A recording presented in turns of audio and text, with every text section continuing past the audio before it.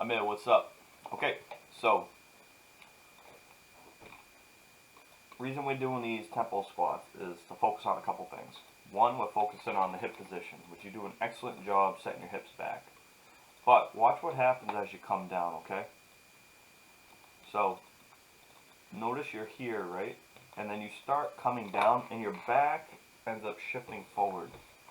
Alright, you see how the knees come forward and the heels come off the ground?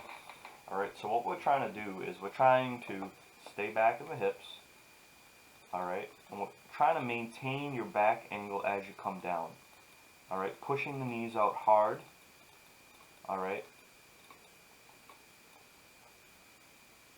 So, we want to lean over, push the knees out, keep the hips high.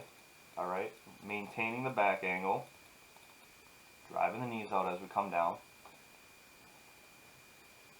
So, as you're squatting, you're thinking about hips back, keeping the abs tight, driving the knees out. Alright? And yeah, let's slow it down a bit. What you can do is if you want to place like your phone on the floor with a timer, we want to do 6 seconds down and go really, really slow, and then just keep focusing on the abs staying tight, staying back in the hips, and driving the knees out, okay? But this wasn't bad for the first time. I like your notes in there, okay? Yeah, I originally wanted set to 3, but actually these look pretty light. I'm okay with like changing the weights. Alright.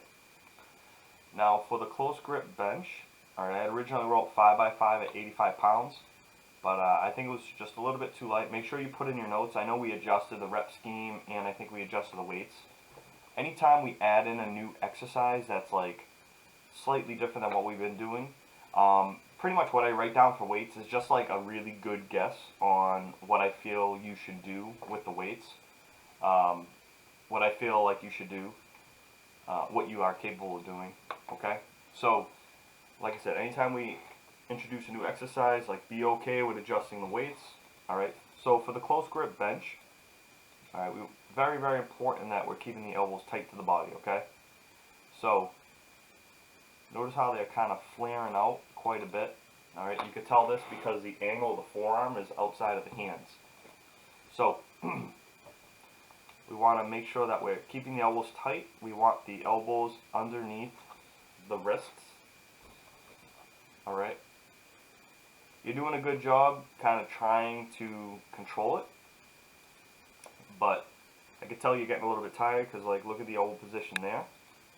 Alright, it's starting to flare out quite a bit, but we want to keep the elbows tight to the body.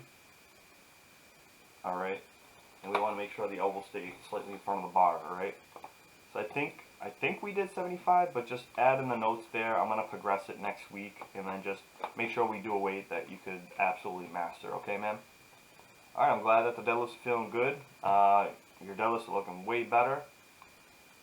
And, sweet, man. I'll see you later today.